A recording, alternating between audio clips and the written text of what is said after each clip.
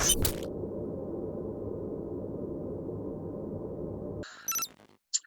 hi guys, welcome back to episode 3 of the JPS EduPortal podcast. My name is Luke Twyford. I am a JPS head coach and regular contributor to the EduPortal. Today I am joined by the wonderful Mackenzie Baker, as always, and special guest Ben Esgro, who is actually co-founder of the supplement brand Elemental Formulations, as well as being a coach and dietitian at the Strength Guys. So just in general, Ben is an absolute whiz when it comes to all things supplements. So today we're going to go on a bit of a journey, maybe looking into some of the less asked about questions regarding supplements, and also getting some insight from Ben about what goes on behind the scenes when developing a new product and really just bringing it to the market. So again, first guys, thanks for joining me today. And I wanted to start maybe by Ben, if you would be able to kind of run me through some definitions, maybe speak to me about how you would define the term supplement in general, and maybe then speak about some of the differences between, say, a general supplement and maybe an ergogenic aid or even a sports supplement. Yeah, so I mean, to go strictly by, at least here, the how the FDA defines a supplement, it has to be taken orally, so it can't be anything in a dosage form other than oral. It has to be an herb, botanical, an amino acid, a metabolite, or some type of constituent thereof that's a component of the food supply. So that basically, those are the most clear delineations we have between what would be considered a drug and a supplement. But as you can imagine, you know, there's things that got grandfathered in that really blur the lines. Like the simplest example is something like caffeine, which has very drug-like properties, but is still considered a dietary supplement. As the industry evolves, that continues to be challenged by, I would say, creative, both scientists and maybe less well-to-do entrepreneurs. In the past, we've had things like, let's say, creative manipulations of DHEA, which is something that would not be considered a supplement in today's time if it wasn't grandfathered in, because it's a hormone, and because that was allowed in the early 2000s, and chemists basically took that and they structurally manipulated DHEA, made prohormones, which were a legal loophole, which were essentially orally active anabolic steroids. So I'd say, you know, not to get too far off your original question. Yeah, the main points are that it has to be orally active, orally dosed, and typically it has to be a normal component of the food supply for the most part. And then your second question, can you remind me of that before I get too far on my monologue? Yeah, no problem. So really just go through maybe some of the differences between maybe an ergogenic aid, a sports supplement, and what you might call just a generic dietary supplement. Yeah, I would consider generics things like botanicals, so things that people kind of take for general health and well-being, and that can be very broad. But I think like stuff like green tea extract, rhodiola, like adaptogen type things, St. John's wort, those are what I'd consider like general botanical well-being supplements. Ergogenics would be the classics that we see in fitness and sports nutrition, which would be stuff like pre-workouts, creatine, beta-alanine, which we can certainly beat up a little bit if we want to go down that road. And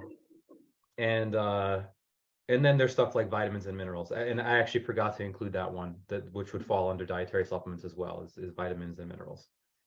Mm-hmm. And so how would, obviously going back to some of those ergogenic aids, obviously our listeners here at JPS, obviously probably steering more towards the body composition side of things, what might the role of like some of the heavy hitters of these kind of ergogenic aids be for improving body composition? What might be some of the main ones that we're going to go for? Yeah, I think that blurs a category that I didn't bring up, but it does bring it to be part of the conversation, at least to some degree, which is fat burners. I guess I'll just use a quick blurb there, and if we want to dive deeper into fat burners, we can. But I think the reality that people need to understand with using supplements for body composition is that even if you do something to start the process, you can't escape the requirements, the energetic requirements, or the thermogenics of fat loss, which is that you still need to be in an energy deficit to have appreciable fat loss, unless you're using something that like cooks you to death, like DNP, which is not a supplement. Um, so like it's kind of it's akin to saying, okay, well, I should be paid for doing my job because I showed up for work. Well, did you do your job? Did you do the whole process all the way through? And so, like, for example, like something that happens for body composition is someone could say, oh, like I took yohimbine for fat loss, and the reason I took it is yohimbine. I heard yohimbine increases CAMP, and it directly causes fatty acids to be released from fat stores. Okay, well, the issue is if you don't actually use those free fatty acids that are in the blood, they just go back into the fat cell and get reesterified and stored as body fat. So a supplement really isn't going to make up for a lack of nutritional control or energy deficit. When you talk about the other areas, kind of like I mentioned before, ergogenic aids like creatine, I'd say that's probably arguably the strongest one we have, especially for drug tested athletes to improve body composition, and that's more on the muscular side. I'd say we've in the industry been chasing the next creatine since creatine came out, which is like 1994. So it's been a long time. A lot of promises that haven't really delivered since then. But again, I think it's important to understand that, creatine alone is not going to build appreciable muscle mass without resistance exercise. It's not going to work like anabolic steroids, where you would get increases in lean body mass without exercise, but it's going to be a lot more pronounced if you lift on top of it. Whereas with creatine is just a non-protein amino acid. It's not magic. So you still need to do the work on both ends if you're trying to improve body composition, which is if you want to build muscle, the work's still required, and it's the bigger part of the picture, and the same thing for fat loss.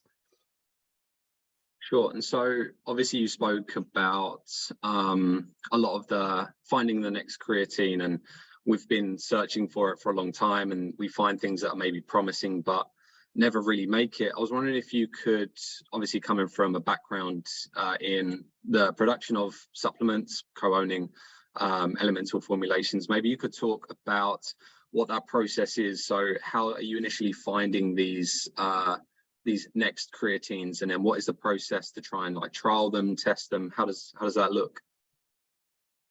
I would say the answer probably differs for every person who formulates, and also the answer is going to be heavily dependent on the why of the company.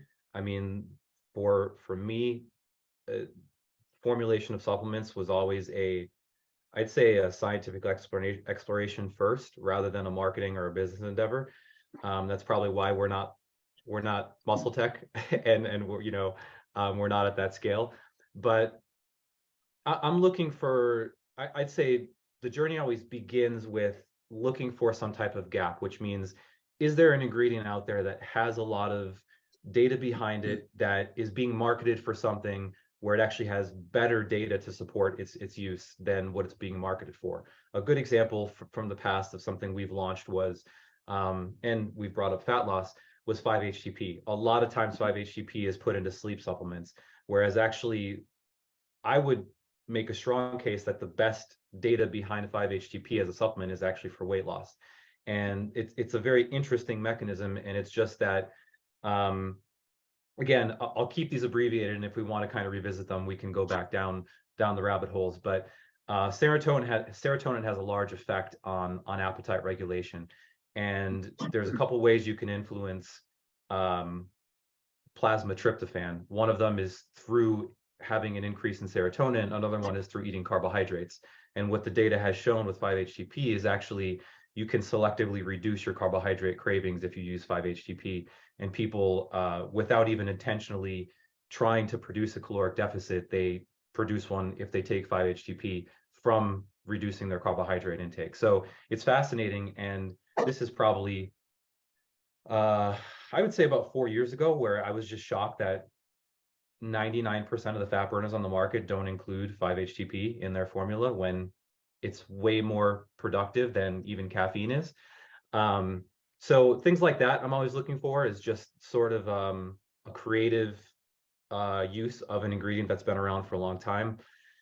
I think reinventing things like a creatine is very hard, because you blur the line between a pharmaceutical and a supplement, because again, you're limited by dosage form, and it usually takes a lot of R&D cost to make some type of new form of creatine, then go through the process of patenting it and all that stuff. So I'd say it's a large part of it is both creative interpretations on the research, number one, and then number two is just trying to find leads that will fit under that original classification that I brought up, which is, vitamins, minerals, metabolites, and kind of constituents thereof. So a lot of times I'm also looking in just natural products research and trying to find something that works on a mechanism that hasn't been found yet or hasn't been utilized yet, but it's a component of plant chemistry, which is unbelievably complex and robust. I mean, the amount of compounds just in like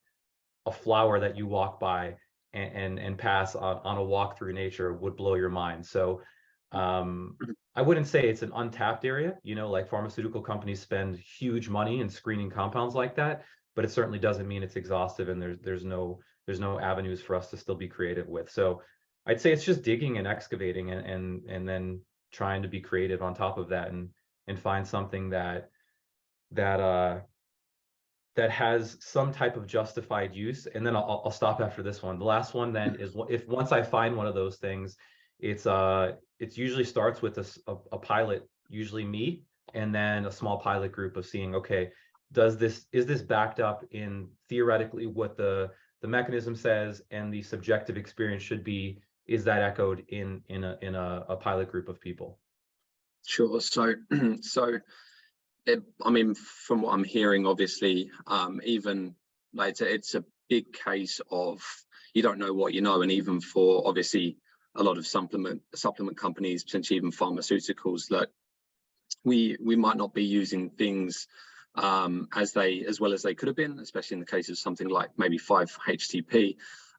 So obviously then if we look at the consumer, especially let's say we've got the average gym goer who goes and picks up supplements from the local supplement store, like the scope for not knowing what something is or what something does is quite big. So that's probably where I want to go next in our conversation. So obviously coming from maybe a coaching side of things, maybe Mackenzie, maybe you could talk about kind of things that maybe people don't know about supplements that they probably should.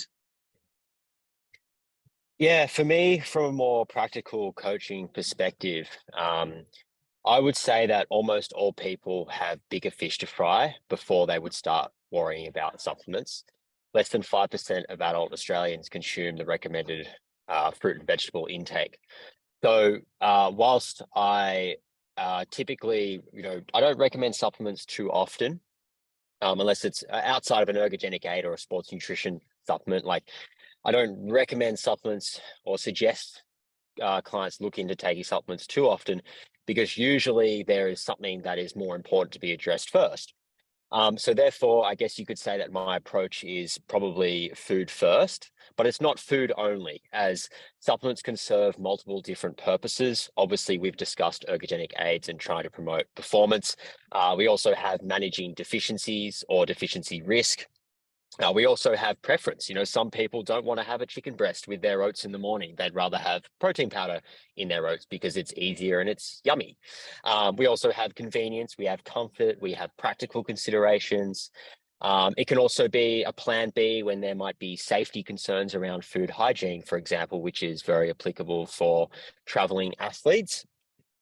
And then, as I mentioned before, we have those supplements, those ergogenic aids, that have a direct, or supposedly, it depends what we're talking about, have a direct impact on performance and or training adaptation. So I guess that's the lowdown.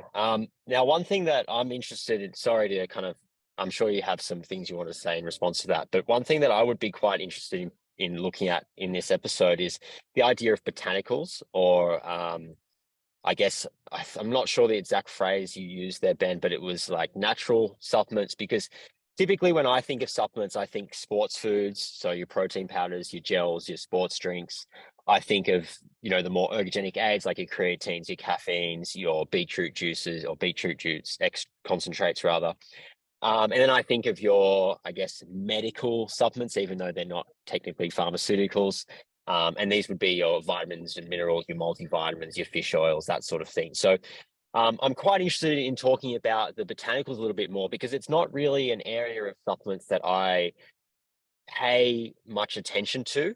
And I guess there's a bit of a stigma around them, or, they're very like woo-woo functional, this, that, and the other. Which I guess for me has probably driven me to the point where I just probably don't pay them a fair enough attention. And you kind of raised that there, and I was like, okay, so this is quite interesting. And I would be curious to know what the threshold is where you say, okay, there's a sufficient level of evidence that this supplement should be explored further, or potentially included in one of my products.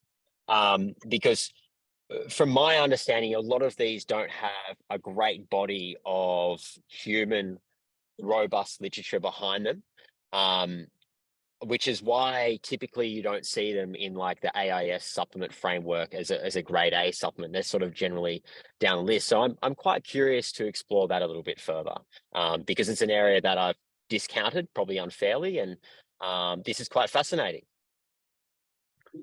Yeah, there's a lot to unpack. We can certainly we can go as deep as you want to. So I guess I'll start general and then kind of let you guide where you want to go with the discussion. I'd probably start by saying something that was eye-opening to me is when I need to give a little bit of personal background before I kind of get into the answer. So my first I started making supplements when I was an undergrad for nutrition, and originally at that point, I think I viewed the market the way that you kind of mentioned it, because I viewed it through the lens of what I was trying to get from it, which is, performance enhancement mainly. So at that point in time, like arginine for blood flow was the it thing, which we know now is not the best form for improving circulation or blood flow to muscle, or improving performance. We have things like nitrates and beetroot and citrulline, and it was full of things like, at that time ephedra was in products, it was allowed to be used, there was prohormones, there was a lot of fluff in the industry, and there was companies who were pixie dusting things with actual pharmaceuticals and calling them supplements. It was definitely a little more Wild West than it is now.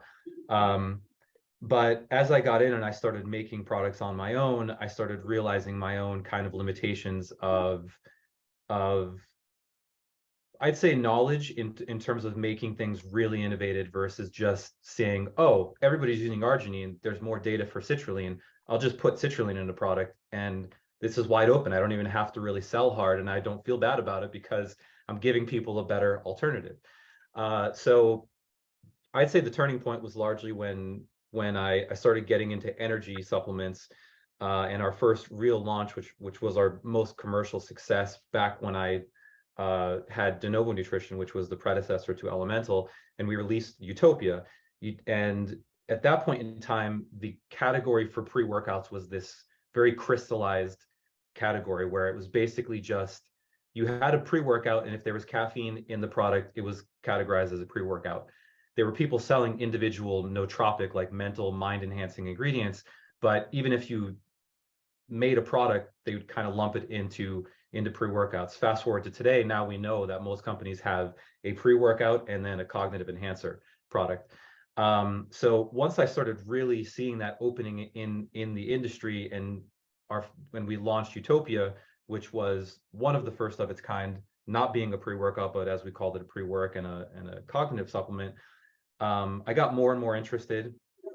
And of course, because I was wanting to make the business survive and grow, I realized that I had a ceiling in my knowledge in formulation. So I went back to school for pharmacy, and that was very eye-opening, very humbling. And I think one of the things I learned, now I'm getting to the answer, is something that I never would have known otherwise, which is even today, around 50% of the leads we get for pharmaceuticals are from natural products. So, you know, when a major pharmacy company is trying to discover a new drug, they're usually looking to nature first.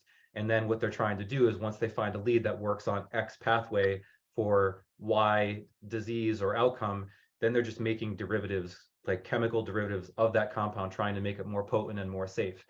So I thought that was staggering. I mean, half of still pharmaceuticals that we get are being generated from stuff that is just widely occurring in nature. And it just proves that nature is the master chemist. So that really led me down this path of like, oh wow, there's still a lot of places to look, and really digging through mechanisms. And a lot of times when I'm even looking for stimulants, like if you go back and you look at some of the most commercially successful stimulants, they're naturally derived. Like ephedra comes from something that almost looks like it's like a shrub. And it comes, ephedrine is the compound, but it's from ephedra, I think sinensis or something, which is like just a shrub that grows.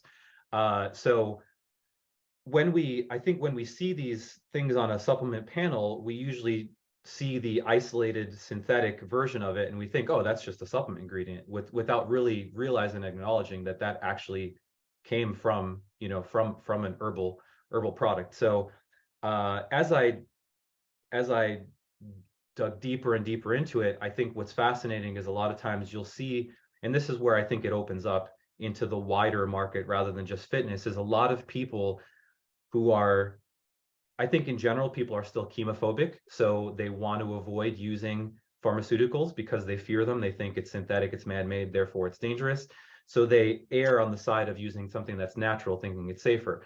And interestingly, you can find a lot of fairly potent natural products that do things that can rival pharmaceuticals. For example, like berberine is a pretty strong glucose disposal agent that is similar in potency to metformin. Actually has lower side effects. Metformin is a very popular drug for type 2 diabetics. You have things like statins, which red yeast rice produces naturally a statin that, believe it or not, is sold under prescription name, but you can get the active from something like red yeast rice. Things like St. John worts. I mean, there's actually clinical evidence that it improves mild depression because it has something that works on it's like serotonin reuptake. It's a mild, like 5-HT2A I think agonist or antagonist. But anyway, the point is that I think it's a very fascinating field, but I think a cautionary tale, because that originally when I started, it sounds like I'm just giving praise to the entire botanical sector, but there are real drawbacks as well. And those are that they are not inherently safe. You do have to worry about interactions, especially for somebody who's on medications currently, because still in botanicals, because it can't be sold as a drug, you're getting more of a potpourri of compounds. A lot of those compounds can actually inhibit liver enzymes that metabolize medications. So you can run into some issues with that. You need to also consider that, quality control could be an issue. Just because a company's selling something as St. John's doesn't mean it has the same actives that it's supposed to. You see that a lot in the research. And I think the last point on it is that you have to worry about, since it's being grown in the ground, there's real concerns. We even see them with vegan protein powders and stuff, where heavy metals, certain other concerns, using too much of them, because again, your liver's processing them. Like sometimes I'll see people using 30 supplements and wondering why their liver enzymes are way out of range. We have seen case studies of that as well. I mean, there's some botanicals people use for anxiety who've literally, there's case studies where people have been hospitalized for liver failure. So they are not inherently safe. They may be an alternative, but people should just be aware under the guise of, you know, it's natural, therefore it's safer. That is not necessarily the right logic path to go down. So I always fail in giving the short answer, but hopefully that at least gives us a good branch point to go from there. Does. Yeah, that's super fascinating to hear that a lot of these pharmaceuticals come from something that has been a mechanism, if you will, that's been developed from a more, I guess, natural thing. Yeah, some really interesting points there, such as the fact that there's not necessarily a lower risk with a pharmaceutical compared to a botanical or a more natural compound. There might be some, these are some sort of pretty hefty cons in some instances. So I guess for you, if you identify a mechanism with something that's worth exploring, like, oh, X might actually do Y, I believe there's a mechanism here, and then you go and do that sort of little self-experiment you mentioned, and then maybe the little pilot study, what is the point where you say, okay, so I'm confident enough that this supplement works well enough, or this, not this supplement, this ingredient or this product works well enough to the point where I'm comfortable with it superseding the potential risks, where I would happily recommend people consume it? What are the requirements in your mind? Would there be further studies to be conducted, like intervention trials? Like, what's the sort of criteria that must be ticked off for you? Yeah, I think first step I'm looking for, and this is something that I failed to mention in my TED talk there, is I think one of the good fallbacks of supplements is that rarely is anything first in human. Like with the pharmaceutical, when you synthetically make a new compound, you are required in one of the stages of clinical trials to first do animals, prove a mechanism, and then do first in human trials. The beauty, and when you really look at it this way, I think it's a different perspective on looking at supplements versus drugs as well. And I'll probably continue to contrast these. The traditional use of herbals as medicine dates back to, you know, like 2000 BC. We still have ancient Chinese remedies that are way deeper and much longer lasting than the pharmaceutical and clinical trials ever were. I mean, those have existed for what, 100, 150 years, where we have modern pharmaceutical industry. Doesn't make them that means it's inherently better or worse, but oftentimes when I'm looking at a compound, it's not just a mechanism. There is some type of published data on something where they've given it to humans. So I am definitely looking for a buffer of safety for sure. That's why an ingredient, like I said before, that ingredient about where there's been acute liver failure is kava kava. Believe it or not, kava kava has shown pretty good data for reducing anxiety, but we just never put it in a product because it's just that 1% or even 10% risk of that happening is just not worth it. So I'd say that's the first one that makes me kill a lead right from there when I find it, is if there's some type of concern. I think the second one is, okay, is there some type of plausible mechanism? Does this mechanism fit with the purpose or endpoint that I'm looking for? So it's really safety, it's mechanism, and then it's anecdote. Can I find something published or just people using this, and what is their subjective feedback? And then it's really, does my subjective feedback mirror what I'm seeing and reading elsewhere? And then it would go to the pilot study. But yeah, it's not just pulling things out of thin air, and I guess it's a lot less reckless than it seems, just because I'm not synthetically making compounds and just putting them out into the supplement supply. That would definitely be a lot more dangerous and risky. So I think there is that one layer of safety that is in there with supplements, is that they are a component of the food supply and usually do have some type of use in humans first. Like I literally have encyclopedias here right behind me of, like, one of them is Encyclopedia of Psychoactive Plants, Plants of the Gods. So like a lot of times I'll just look through those and just see, like, because it's funny, and again, this is a little bit of a tangent, but just like we We love have, tangents. okay, good. Just like we have so much rich history of plants as medicine, humans also have this rich history of being hedonists, where they're looking for plants for spiritual wisdom and visionary, and like Western culture doesn't really have the shaman, but the shaman throughout history has been really a pretty high-ranking role in society. And a lot of those books are eye-opening for me because, funny enough, a lot of the stimulants we have that we now, and again, a lot of this conversation may become kind of cyclical. Like we've defined pathways because of actives we found in nature from us just integrating and experimenting with nature. For example, like when we look at cholinergic receptors, we have a branch of cholinergic receptors called nicotinic and muscarinic. Those are two natural compounds that we just found make us high in some way, and we enjoy them. Well, muscarine, no, muscarine's a lot more toxic, but and we've named them. We've named that pathway because of that natural product we found. Even things like endorphins. Endorphins just is short for like endogenous opioids. So I think it just always, the deeper I get into this journey, the more fascinating it is to me, and the more humbling and the more of a side story it is to just formulating and making dietary supplements. It's like the story of humans cooperating with nature to both try to heal themselves and maybe get a little bit of a high from too, I guess.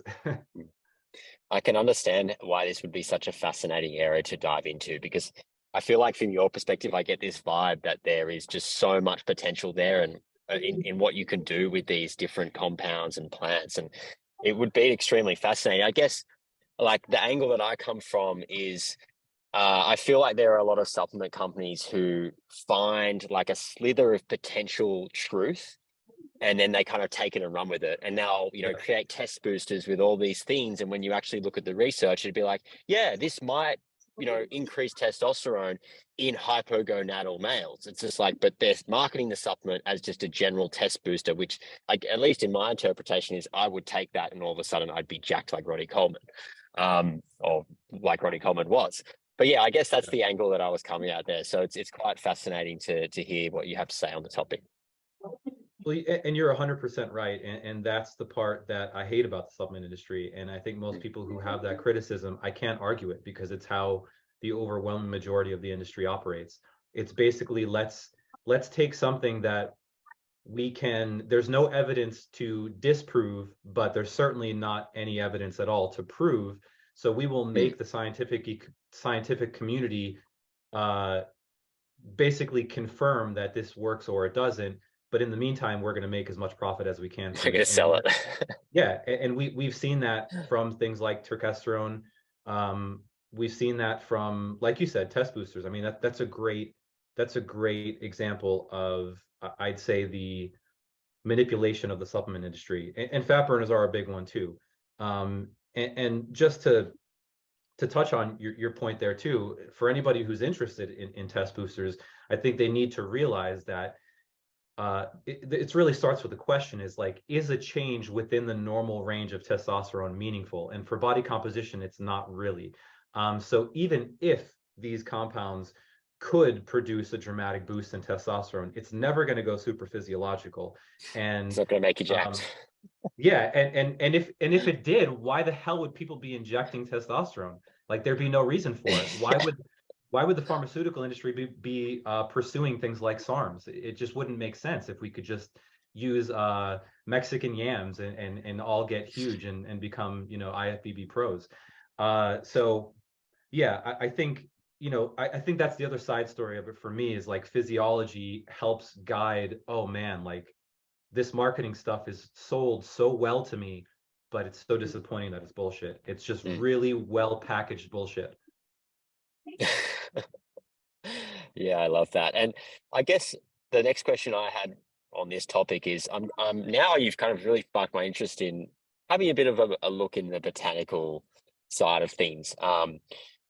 What would you say at this point in time are maybe your top 5 or top 10, either established or emerging supplements or products or ingredients even that fit that botanical category, like your berberines, those sort of type things. Yeah, it definitely depends on the outcome you're looking at. I do think berberine is very interesting, especially for somebody who is looking for improvement in glycemic control and maybe wants to go down that avenue and potentially do it in a way that might not come with the GI issues of a metformin. Well, plus you need to get a prescription for metformin.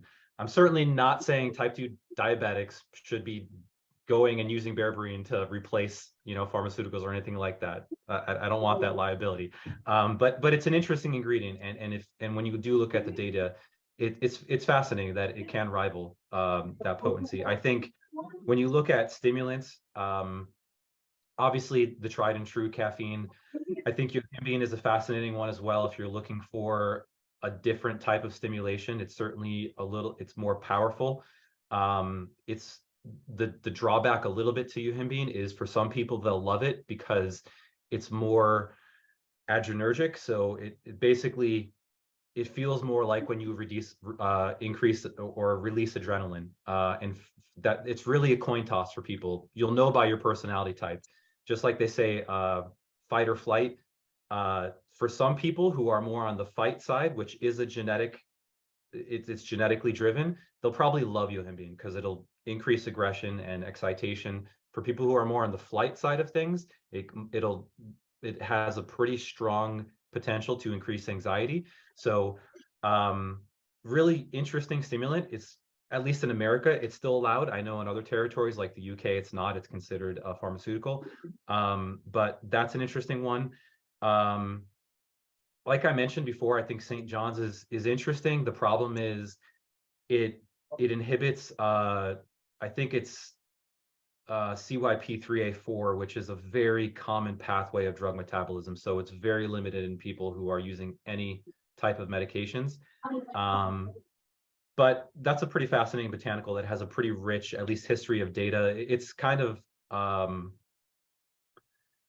hit or miss. Like not every study shows that it has this dramatic effect, but some show some effect. I think one more recent one is called Kana. It's Scalecium tortuosum. That actually is an established. The active is called I think mesembrine or mesembrine, and that actually is a 5. I keep forgetting the exact ones, but it's a serotonin reuptake inhibitor of a low potency, and that's fascinating. I mean, that has a lot of anecdotal experience with people who have enjoyed it. It's kind of more a peaceful anxiolytic ingredient. It's sold as a license form called Zembrin. We've used it in the past. I do like that ingredient, that botanical. I'm trying to think. Obviously, things like green tea extracts that are standardized for EGCG as kind of general health things. I think off the top of my head, those are the biggest ones that I could just kind of throw off the bat there. Very cool. Thanks for that. So I'm sure there's much more. I always refer people to check places like Examine because it's a great database. It's a great, I'd say, first layer of supplement investigation. It's very consumer friendly as well. You don't necessarily have to have technical knowledge, but you can dive in and get it if you want it. But any of these things as well that I mentioned, if you're skeptical, you could just go there and look at kind of what's been published and what supposed uses are for that ingredient. Yeah, awesome. That was really interesting. Actually, I quite enjoy talking about some of the botanicals as well. Maybe obviously not coming from as much of an academic background, but myself coming from a place where once upon a time I would have been intrigued by seeing new supplements on the shelf. And when I remember when ashwagandha first started kind of making an appearance and getting excited about that. So obviously it's really interesting to find out obviously how the process works. And I wanted to actually go back just a little bit to what you were saying, Ben, about obviously when you're producing, when you've got a new product, you're doing trials, and obviously there's a point where, let's say you would pull something back because you're not sure about something, or it would seem there's an inherent risk. But let's say you're at the final stages and you're trying to get something approved for the market. What are the kind of boxes that need to be ticked, and how are you allowed to market that product as well? Because obviously, like you were saying, a lot of people are very misled by a lot of supplements, let's say testosterone boosters. A lot of people get the wrong idea. So are there any kind of rules when it comes to marketing, or is it, okay, well, this is approved, you're allowed to market it however you want, because that's their problem? How would that look like? Yeah, that's a great question, and I think that's great for people to know. And by my own admission, the rules are very flexible and lax for supplements. A lot of the industry operates on self-regulation. You basically need to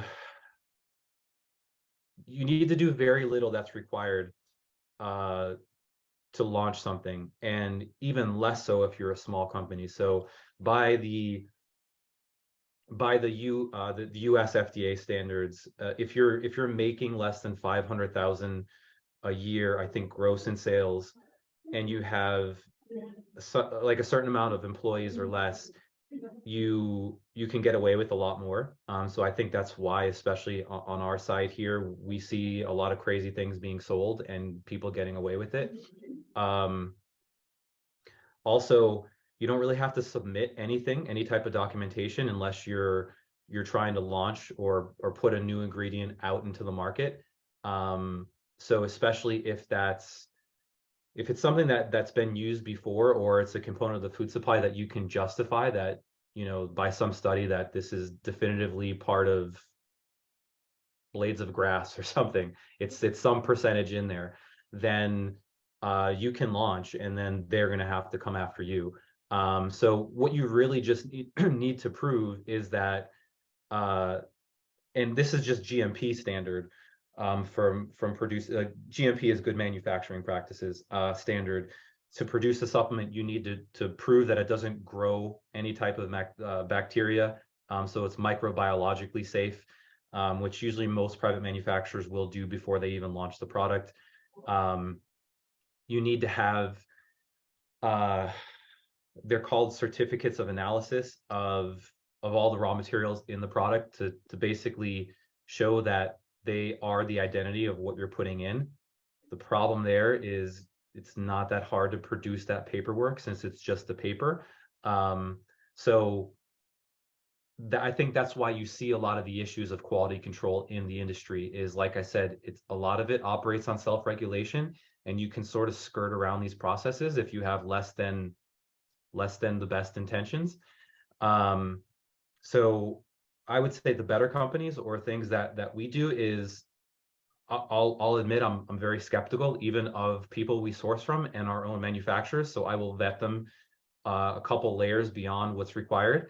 So usually when I'm sourcing a raw material, I will test it myself. So I have my own FTIR machine, it's basically, the simplest explanation is it generates a fingerprint of the compound. It uses infrared laser. It shoots it through the compound. It gives me a fingerprint of what is in that mix. If it doesn't match the established IR spectrum, then I know it's not what I'm being sold. It's one of the cheaper levels of analytical instruments that I could afford as an individual. So I will check that first, just to double check that the COA is not bunk. Again, because a lot of raw materials come from China, and that's been known to happen.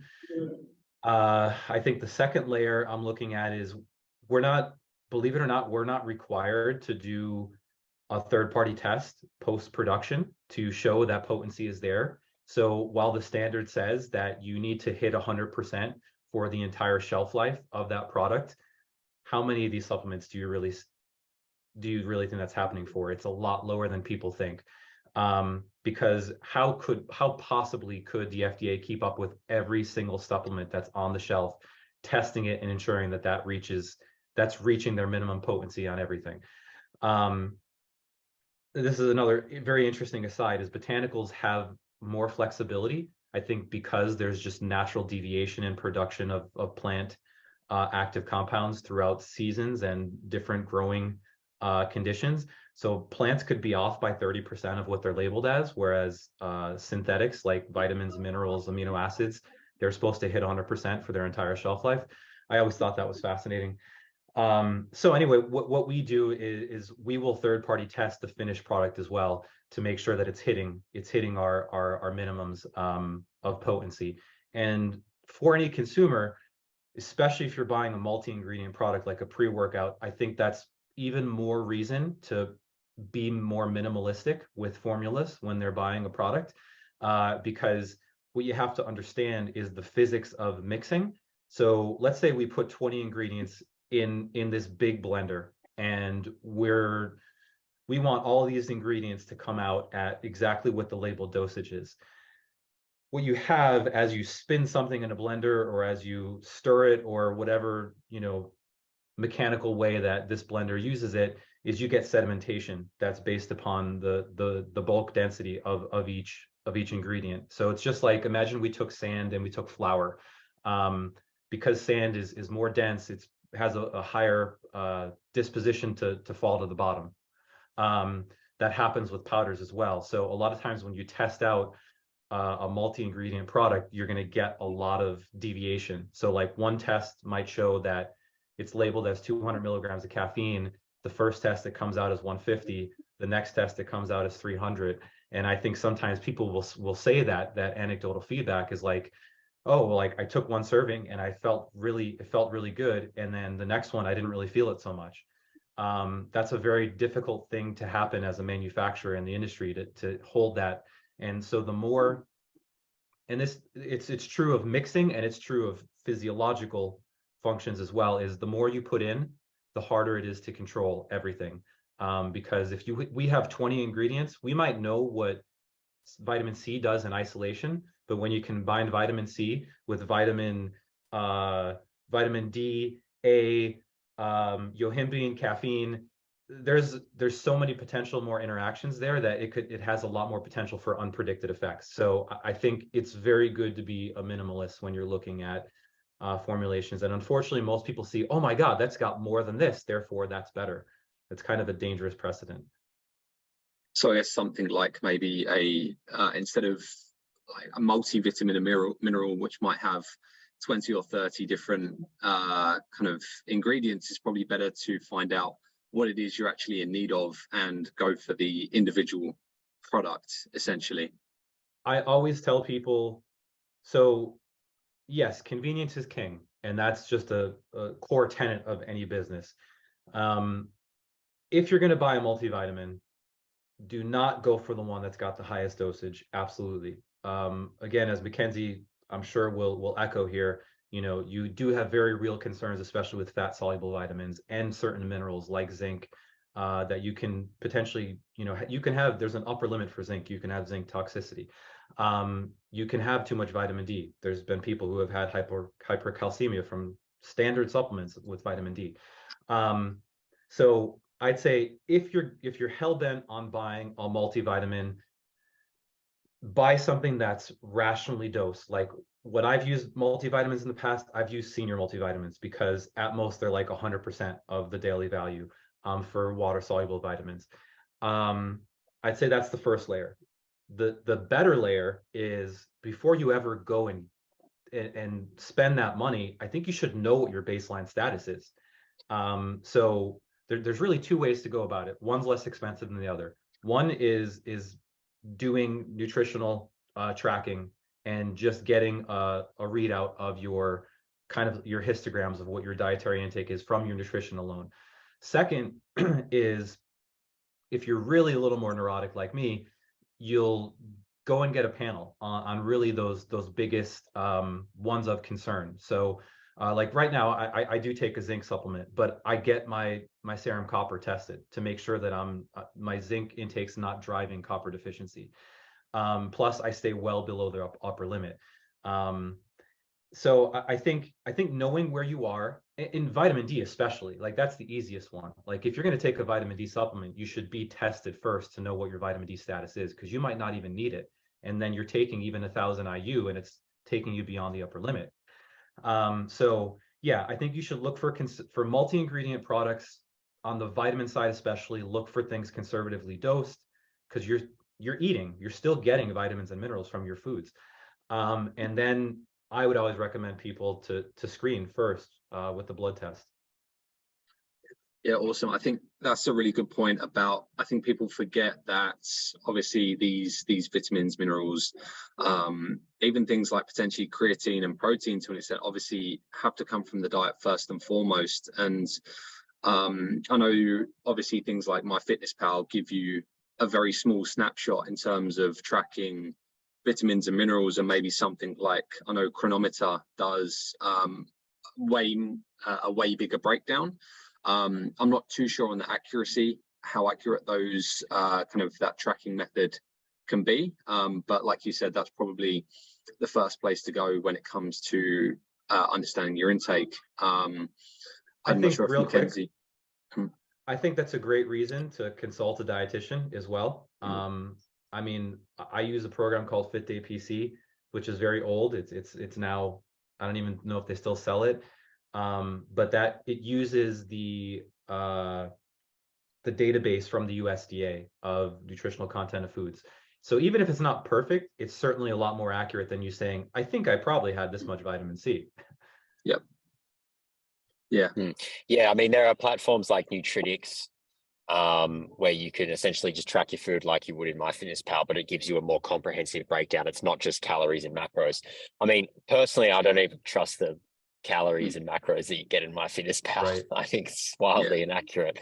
But I mean, for me, I guess when we're dealing with real people, yeah, like you said, Ben, you're still eating food, so you're still getting a lot of this stuff. And I think, you know, if your diet is mostly comprised of whole foods and it's quite varied, and you know, you don't restrict any particular food category unnecessarily, then chances are you're probably getting quite a broad spectrum of all the vitamins and minerals that you need. That doesn't mean that you're not going to be missing out on an adequate intake of something else, but I just think the protocol should be, you know, if there isn't an identified deficiency, but you want a bit of an insurance policy, that very conservatively dosed supplementation is probably the way to go. Just because, like, you know, those upper limits, they're there, and in some cases they're pretty easy to hit. You know, there's a very popular hair health supplement in Australia that's being promoted all over social media. It's essentially just an iodine supplement. And in Australia, you know, a lot of foods here are fortified with iodine. And, you know, people are taking supplements like this, you know, not really knowing that, hey, there is an upper limit. And potentially, you know, with just a general diet that contains iodine-rich foods and iron-fortified foods, plus this supplement, we could potentially be running into some pretty hefty, pretty high intakes, and then we start to think about trade-offs. And when we are talking minerals, we have those interactions there as well, which we want to consider. So generally, yeah, I would echo that conservatively dosed type approach. For vitamin and mineral type supplements is the way to go. Yeah, really good advice there. Guys, we've been going for about an hour now, so what I wanted to do to just round us out would be something a bit more fun. This is aimed at Ben, but obviously maybe Mackenzie can jump in. We're going to do a bogus or brilliant section. We're going to coin it the JPS bogus or brilliant section. We can keep this as a running thing. But I'm just going to list off some supplements, some maybe more popular than others. And I maybe just want a quick bogus or brilliant along with a 1 or 2 sentence explanation, and we can just rattle through them. All right, so first up, protein. It's hard for me to call it brilliant. It's hard for me to call it brilliant, but effective and useful, yes. So I would err on the brilliant side, but it's hard for me to use that extreme of a description for it, but can be very, very useful, yes. Yeah, we need absolutes here. It's either bogus or brilliant. There is no gray area. Just it's black and white. All right, you're forcing me into a box. All right, brilliant. Done. Mackenzie, would you? I'm going to say brilliant. I'm going to say brilliant as well, just because I don't think there's really that many trade-offs to a protein supplement. I mean, obviously there are potential issues, but just generally it's really yummy. So for that reason alone, like a bit of chocolate protein powder in the oats, I'll take it. Brilliant. Good shout. Okay. Caffeine. Brilliant. Rationale. Brilliant. Best ever. Yeah. Rationale is just that it works. It's dependable as long as you're dependable about not using it as a crutch for lack of or poor sleep hygiene. But it's been around for a long time, and we've culturally used it for thousands of years for a reason, and we're addicted to it still for thousands of reasons. Starbucks, it still exists for a very good reason. Yeah, brilliant. Absolutely. Creatine. Creatine's brilliant. Yeah, it works. It's very safe. It's very effective.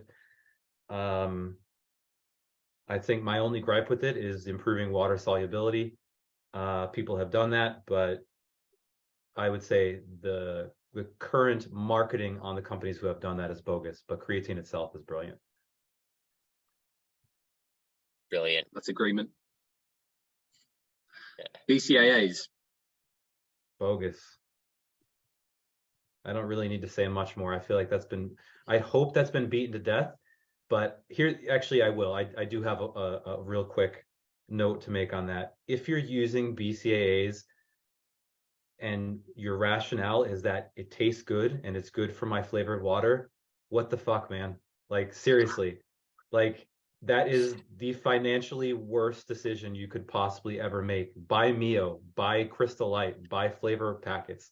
Like, come on, dude, you don't need that, and they're just not doing anything for you that you think. So save some money, use flavor packets. I'm going to say bogus as well.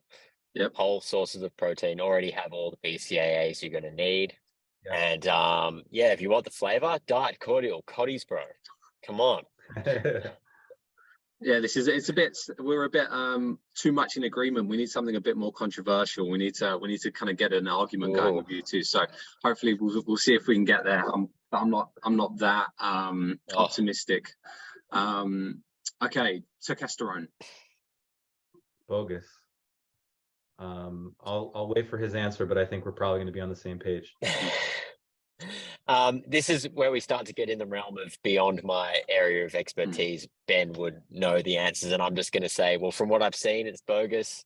But that's coming from a place of not actually knowing much about the product itself.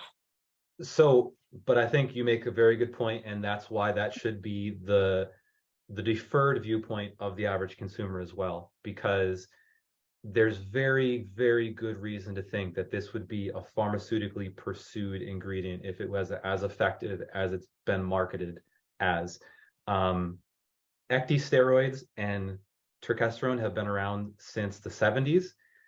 I can't believe that they ever came back. It used to be ecdysterone in the 90s and it disappeared, and the quality control is shit, and the data we do have proves that. So the burden of proof very much does not lie upon the scientific and academic institutions. It lies upon the people who are selling it. And so far, none have validated. And actually, we have the opposite of people who have gone and independently tested these things, that they're not even actually testosterone. And if you wanted to get pure testosterone, you'd be spending a lot of money to buy it from an actual chemical supplier, because the only places you can get it that I'm aware of in like 95+% purity is places like Sigma Aldrich, who sell to institutions. So they probably won't even sell to you, but if they did, it's like $1,000 for a gram. So not going to be economically friendly for you. Cracky. Maybe better than investing in BCAAs though. Still better. Yeah. Ashwagandha. I like ingredients for that purpose, other botanicals, better than ashwagandha. I think it's overhyped. I think there's some conflicts of interest because it's extremely well funded, and it's good that there's been a database of literature for it, but I'm skeptical of a lot of it. I wouldn't say it's I'm gonna go bogus because I think it's more bogus than brilliant. I would say in that category of supplements, from what I've read, it looks promising. But again, I'm not super well versed on the research behind it. And I've personally never used it. And no one's really jumped up and down in front of me and said it's the best thing ever. So I'm going to say bogus. Fair And enough. I'm gonna add a layer to that as well, because I know we're supposed to disagree, but I'm gonna agree with Mackenzie in a way that he hasn't even brought up here. Is this is actually a very good part of the conversation we haven't been able to go down, which is the reason that they're even called dietary supplements in the beginning is they're not essentials. So there's things that you should be really checking off the boxes for first before you go down these avenues. Anxiolytics are a category you should be really addressing lifestyle factors first before looking for something like ashwagandha, I'd say, because that's largely what it's sold the most for, or marketed heaviest, and probably has arguably the best data for. Honestly, like, get outside, get some sunlight if you're just stuck inside all the time. Like, that's a huge one. Things like just self-management, even stuff like meditation, I would make a pretty strong case that you can probably replicate a lot of the benefits from these things just with better self hygiene. I will just add the extra little bonus content of I like Bacopa Manieri better than ashwagandha. I don't see any real major red flags of people to avoid it, but I'm just not that impressed by it. Ben, I think you highlight a really big con of supplements in the real world when we're talking about consumers who aren't, say, nutrition professionals or whatever, for example. And that is that it's like, oh, I have, all these lifestyle factors, or my just general lifestyle is not really geared towards this, not really geared towards being well in this particular area. So I'm just going to take this supplement. And I'm therefore not going to have to worry about like the big rocks. It's sort of like the same with greens powders. People don't consume green vegetables and they're like, it's all right. I just take a greens powder. It's like, it's not a replacement, man. Yes, thank and you. I think it takes the attention away from what should be addressed first. Yeah, absolutely. I think we need to bring that one into the mix too, because I absolutely hate greens powders. And the fact that they've exploded, it drives me nuts. So I'm putting that one in myself. That one's bogus. Greens powders, yeah. Yeah, I think I've heard, I don't want to name a name, but every single podcast I listen to now, aside from this one, hopefully, begins with or it has a caveat of a certain greens powder supplement, and it's the same script for Athletics greens. I'm gonna let you say it, but yes, correct. Every single podcast, and yeah, and it's the same script as well for every single podcast, just a different person reading it out, and it's very, very tiring. Here's the thing.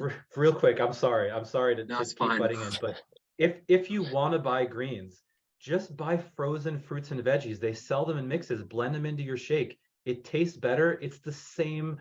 It's way better. It's the actual fruit and vegetable that's just frozen and preserved. I think there's so many potential drawbacks of the greens, especially mentioning what I did before. Is like, I have real concerns that is the quality control there on concerns of like these, how is it grown? How do you know what the content is? How do you know that it's preserved? How do you know that there's not potential issues of what's in the soil, and potential heavy metal stuff? So when you're talking about a super concentrated form that's powderized, that's when you really, really increase the risk of something like things like heavy metals being part of that. So yeah, by all means, please, like, there are ways to get greens cheaper and equally as conveniently. Don't buy those, please. That's such a good point, like, that you raise. And there's so many cons with greens powders. It's so many people take them because they're just like, oh, why not? I might as well. Like, what's the harm? It just cost me a little bit of money. I'm okay with that. It's like, nah, man, there are all these other risks and cons with this that you're not aware of. So don't just take it just because your favorite podcast host recommended it. Yeah. Jeez. Agreed. All right, let's rattle the last one, nitric oxide. Or let's say beetroot powder. I'm gonna go brilliant, and my rationale behind that is I think things that are high in nitrate are, especially like food sources like rocket or like red spinach, I think is the highest, or beetroot. They seem to be more potent than even the amino acid supplements we have, like citrulline, at actually improving nitric oxide, and improving performance in those domains more than those aminos are. And especially so when you it seems like when you kind of put them together. So I think yeah, I think they're one of the more effective performance ingredients. I'm going to say brilliant as well. I actually did a assignment a couple semesters ago for my master's that looked at beetroot supplementation, and the evidence that I came across was pretty promising. And this is actually, you've highlighted an area where I contradict myself. I say that I'm not a botanical, like I don't really talk about these botanical supplements. I don't know much about them. But then here I am recommending beetroot juice concentrate. And I'm not sure you'd put it in the same category, but for me, it kind of fits that similar, like, hey, it's like a plant that's being concentrated and it has these positive effects. So I guess that's an area you've just highlighted where I contradict myself. But yeah, definitely brilliant. I think it's got some pretty solid backing behind it.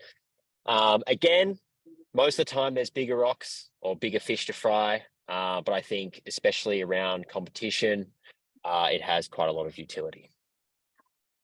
That's awesome. I will say, so, if you roast them, beets themselves are pretty tasty as well. So you can absolutely hit the amount of beets that you need for performance improvement by eating them as well. And they can be tasty if you cook them like a potato. You can just cook them and that's going to provide the dose you need. Yep. Yeah, it's a I mean it's a pretty decent amount of beets, but it's attainable. Whereas something like creatine, I guess you'd have to have 5 pounds of meat. Yeah. I guess the risk would be potential of gastrointestinal distress if you're Sure. punishing a ton of beetroot the night Sure. before competition. Yeah, that could be an issue. and you might get a bit of a fright when you realize that your pee turns red and you weren't quite expecting that. I've heard some horror stories out there. So, yeah. So unfortunately, I didn't get any controversy out of you guys, but we did get some fantastic coverage. I think that's probably a good place to wrap us up for today. So again, Mackenzie, Ben, thank you so much for taking the time to come and talk with us today. If you want to let the audience know where they can find you, and maybe you can have a little plug, Ben, of Elemental Formulations. Yes, so elemental.fit is the website in the US for our product line. Elementalformulations.eu is for anybody in the EU or the UK. You can just find me on Instagram at Ben Esgro. I am pretty pathetically active on there. But if you need to get in touch with me, you can reach me there. I also have a side project that I mention every podcast. Same thing. I don't get to produce as much there as I want because it's just a labor of love, but it's called Subsci. And there I do try to hit on some of the hot topics, especially things that I really am personally offended by that are becoming popular supplement things. Like I have a kind of rationale slide deck of why terkesterone is bogus. And I just, yeah, my intent there is to start something where it's sort of a curriculum of supplement education. And some of your questions throughout this are covered there in visual format too. So at Subsci for that one. And that's everything to plug. Mac, just, I know the people probably know where to find you, but another quick plug. Oh, okay. Why not? I'll take it. Just my name, no spaces in between with an underscore at the end. Mackenzie Baker _ at the end on Instagram. And then probably through Fortitude Nutrition Coaching as well, if they want to get in touch for any more commercial style reasons. There you go. Okay, guys, thank you once again. And thank you to the audience for taking the time to watch as well. We'll see you all in the next podcast.